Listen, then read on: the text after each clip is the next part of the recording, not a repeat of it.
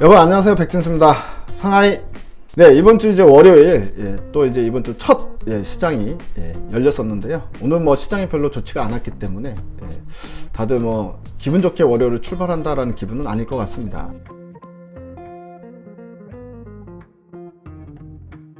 아무래도 이제 여러분도 확인은 해보셨겠죠. 해보셨겠지만 이제 지난주 금요일 날 미국장이 좀 안 좋게 끝났죠. 이제 뭐 3대 지수 모두 이제 하락 마감을 했고, 필라델피아 반도체 지수도 이제 2% 넘게 하락하면서 마감이 됐는데, 미국 시장에서 이제 나오던 이슈는 사실 이제 뭐 새롭지는 않습니다. 플레이 우려감, 뭐 델타 변이 우려감, 거기에 이제 지표가 나왔는데 소비 심리가 안 좋게 나왔다, 뭐 이런 것들이 복합적으로 작용해서 이제 고점에서 좀 조정이 나온 건데요. 제가 생각했을 때는 이제 오늘 시장이 더 중요한 것 같아요. 미국 시장은 지난주 금요일보다. 왜냐면은 이제 차트가 이제 간당간당하게 약간 아슬아슬하게 이제 마감이 됐거든요. 그래서 오늘 예를 들어서 미국 시장이 이제 반등에 성공한다면 뭐 시장은 뭐 계속 지금까지 해왔던 것처럼 이제 비슷한 움직임을 보일 가능성이 있는데, 만약에 오늘 미국 시장이 추가적으로 하락 마감을 한다라고 했을 때는 차트가 고점에서 살짝 깨져버려요.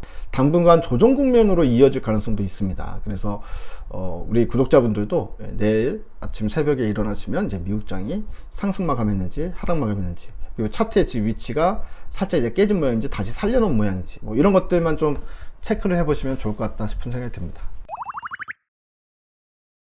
자, 오늘 이제 이슈에 대해서 좀 이야기를 하겠습니다. 제가 뭐 말씀드렸다시피 이제 최근에 이제 이슈나 이제 종목이나 뭐 이런 것들에 대한 이야기를 좀 진행을 하겠다라고 말씀을 드리고 있는데요. 오늘 뭐 이슈라고 할 것도 없이 그냥 우리가 피부에 와닿는 이슈가 하나 있죠. 바로 무더위입니다.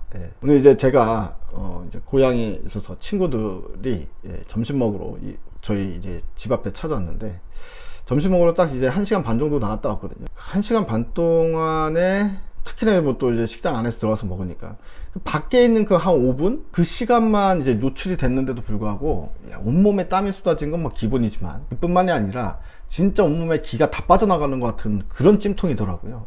근데 이제 뭐 예보를 보면은 좀 뭐 캐나다 쪽은 뭐 이미 50도 넘어갔지만 우리나라 같은 경우도 40도까지는 간다라는 예보가 나오고 있습니다.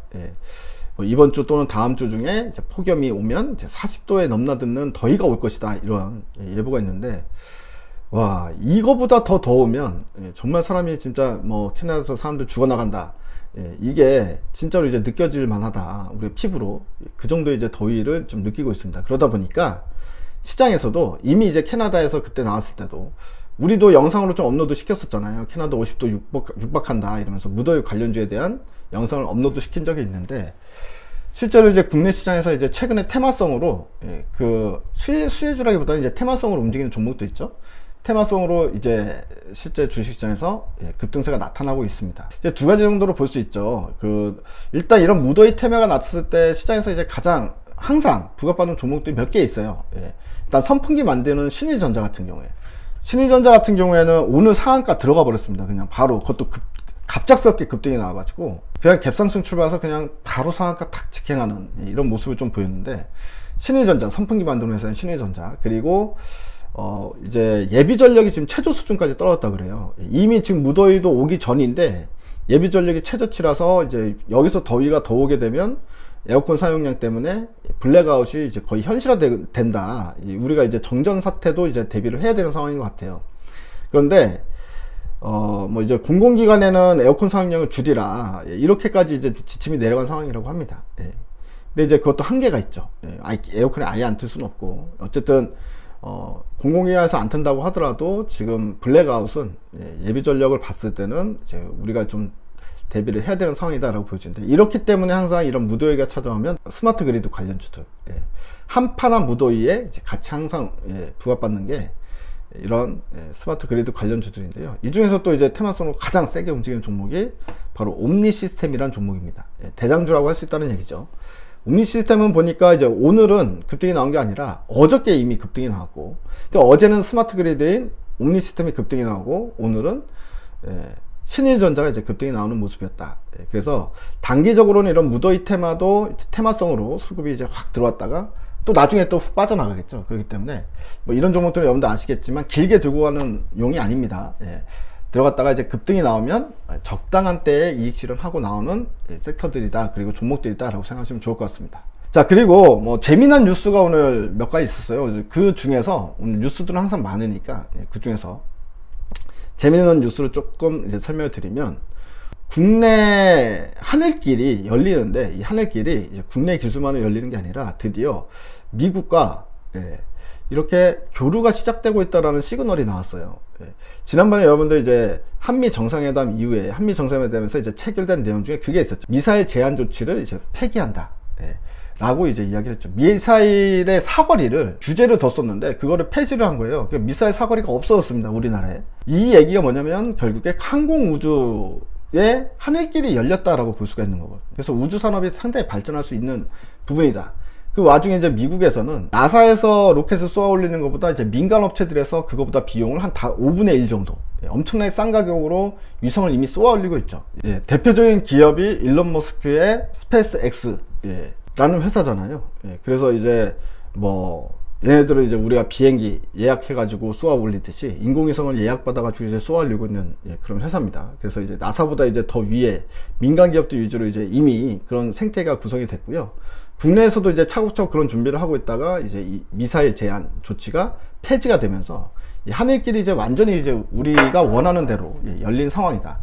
근데 여기서 이제 미국 기업들과의 이 전략적 제휴도 체결을 했거든요. 그래서 그런 부분들이 현실화되고 있는 모습들이 나타나고 있는데, 이런 부분들에 대해서 우리가 이제 미래를 본다면 이 시장은 무조건 우리가 선점을 해야 되겠다 싶은 생각이 듭니다. 어쨌든 이제 오늘 어떤 뉴스가 나왔냐면 두 가지가 있었거든요. 한국항공우주 같은 경우에 스페이스 X와 발사체 계약을 맺었어요. 이 발사체, 스페이스 X의 발사체가 다른 발사체와 다른 게 있습니다. 다른 발사체는 일회용이거든요. 로켓을 이제 팍 쏘아 올리면 이 대기권까지 올라가서 이제 탁 분리가 되잖아요. 분리가 되면 이 발사체, 그러니까 이거를 대기권에 띄어 올려주는 이 발사체가 분리가 되면서 이게 바다로 툭 떨어지고 이걸 쭉 올라가잖아요. 로켓은 올라가면서 이제 대기권을 뚫고 올라가는 건데, 이 발사체는 일회용이잖아요, 기본적으로. 근데 스페이스 X가 이 인공위성을 로켓을 띄우는 비용을 가장 축소시킨 부분이 바로 이 발사체입니다. 스페이스 X가 정말 대단한 게 뭐냐면, 발사체가 떨어지면 이게 쭉 와가지고 자기 자리로 툭 떨어져요. 자기 자리로 떨어진 게 아니라 다시 돌아옵니다. 자기 제자리로. 돌아온다는 얘기는 뭡니까? 이걸 다시 쓸 수 있다는 거예요. 발사체를 재활용한다라는 거죠. 그렇기 때문에 발사체 비용이 계속해서 세이브가 되는 겁니다. 그러다 보니까 전체 로켓을 쏘아 올리는 비용이 감소가 된 거잖아요. 이런 기술 때문에 스페이스 X가 상당히 부각을 받았던 건데, 얼마 전에 우리 3월 달에도 대한민국 그 중형 위성을 발사를 해서 성공을 했었습니다. 러시아 발사체를 이용해서, 러시아에 가가지고 이제 발사를 했죠. 그거를 이제 아마 여러분도 다 보셨을 텐데, 이제 대한민국도 이런 플랫폼을 다 만들어 놨어요. 그래서 짧은 기간 안에 2호, 3호, 4호, 5호 막 이런 식으로 계속 중형 위성을 만들어서 이제 우주에 쏘아 올리게 됩니다. 이거를 다 총괄해서 하는 기업이 바로 한국항공우주인데요. 그러다 보니까 한국항공우주가 비용 측면에서 더 축소를 하기 위해서 스페이스 X의 발사체를 사용하겠다는 겁니다. 즉 다시 제자리로 돌아오는 그 발사체를 사용하겠다는 계약을 맺었다 라는 부분이거든요. 그러니까 이런 부분들로 인해서 대한민국의 우주 산업도 상당히 빠르게 발전할 수 있다. 그리고 이제 국가에서 이제 민간 업체로의 어떤 기술 이전들, 이런 것들이 상당히 본격적으로 이뤄질 거예요. 이미 정부 지침이 민간 우주 사업은 이제 민간 쪽으로 육성을 하겠다라고 얘기를 한 상황이기 때문에, 그렇기 때문에 이 모든 산업의 중심에 바로 한국항공우주가 있다라고 생각할 수 있는 부분입니다. 그래서 제가 그때도 말씀드렸던 부분이 일단 뭐 악재성 내용이 나왔든 뭘 나왔든 간에 한국항공우주는 주가가 떨어지면 사실 떨어질수록 매력적이다 라고 말씀드리는 건 바로 그런 이유입니다. 그러니까 뭐 하늘길에 관련돼 가지고는 대한민국에서 일단은 1등 기술력을 갖고 있고 1등 특허를 가장 많이 갖고 있는 회사가 한국항공우주고, 우주 산업에 있어서 가장 중심이 돼서 일을 하고 있는 회사가 한국항공우주인데, 이 회사의 시총이 적어도 10조는 넘어가야 되지 않겠냐 라고 생각을 한다는 거죠. 뭐 지금 당장은 3조 대지만 결국엔 10조로 넘어가도 하나도 이상할 게 없는 그런 위치에 있는 어떤 그런 이제 포텐셜을 가지고 있는 기업이다 라고 생각이 듭니다. 자, 그리고 또 하나가 있었어요. 바로 현대차가 UAM 사업을 준비하고 있잖아요. 플라잉카, 그러니까 도심, 항공, 택시 사업, 이 UAM 사업과 관련해 가지고 이번엔 나사와 손을 잡았다라는, 뭐 나사가 이제 진행하는 프로그램에 참여한다라는 소식이 있었습니다. 그러니까 이제 나사에서 어떤 이 UAM 사업에 관련된 프로젝트를 진행을 하는데 거기 현대차가 들어가서 현대차도 같이 이제 과제를 수행한다라는 부분인데요. 이런 것들이 사실 상징적인 의미입니다. 아주 뭐 이게 돈으로 당장 연결될 수 있는 부분은 아니지만, 여기서 이제 우리가 힌트를 얻을 수 있는 부분은 뭐냐, 전 세계에서 이제 항공우주라든가 또는 UAM 사업, 이 하늘길과 관련된 사업에 있어서 전 세계에서 가장 강력한 기술력을 가지고 있는 국가가 바로 미국이라는 거예요. 근데 미국이 한미정상회담 이후에 대한민국과 손을 잡고 항공우주에 대한 어떤 사업을 상당히 이제 문을 열어주고, 우리가 이제 그들의 기술을 습득할 수 있는 어떤 이런 환경이 조성이 되고 있다는 점, 이게 저는 가장 큰 부분인 것 같고요. 그렇기 때문에 이 UAM 사업에서도 결국에는 현대차가 2025년에 우리가 시제품을 볼 수 있을 것이다, 그러니까 일정도 앞당겨서 발표를 하지 않습니까? 그런 부분에 있어서 상당히 이제 어느 정도 기술력을 갖고 있는 상황이고, 그리고 자신 있다 라고 할 수 있는 부분이기 때문에 전 세계에서 지금 우리가 친환경차 쪽과 관련해 가지고 현대 기아가 부상이 되고 있잖아요, 전 세계에서. 근데 이게 UAM 쪽으로도 충분히 이어질 수 있겠구나. 그렇기 때문에 대한민국은 이제까지 항상 어떤 시대 변혁기가 오더라도 우리는 항상 살아남았듯이, 드디어 이제 미래 산업에서도 대한민국이 차지할 수 있는 기술적 우위 시장은 분명히 존재할 것이다 라는 믿음이 저는 이제 개인적으로 갈수록 커지고 있거든요. 그래서 UAM 관련해서도 이제 미국과 같이 기술 개발을 하면 그 누구보다 빠르게 만들 수 있고, 일단 아시아 시장에서 우리의 경쟁자들이 있잖아.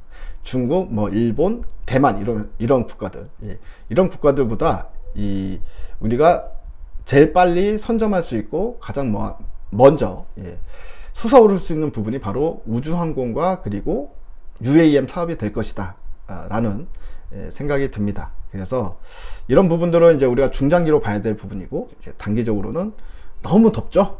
무더위 조금 더 이어질 수 있지만, 사실은 이제 급등이 이미 나오면 그 다음부터는 조심해야 될 구간이다 라고 생각하시면서 여러분들이 트레이딩 관점에서 보시고, 이런 우주항공 산업 그리고 UAM 산업은 여러분들 금방 시간 갑니다. 이들이 시장에서 부각받고 어느 정도 가시권에 올라가고 부각받고 올라가기 시작할 때, 그때가 아주 먼 이야기 같지만 그렇게 멀지 않은 이야기다 라고 생각하시고, 지금부터 미리미리 준비해 두면 좋지 않을까 라는 생각을 하면서 오늘 내용은 여기서 마치도록 하겠습니다. 이번 주 수요일은 제가 이제 올라가서 라이브 방송 진행할 수 있을 것 같으니까 라이브에서 뵙도록 하겠습니다. 감사합니다, 여러분. 대바이.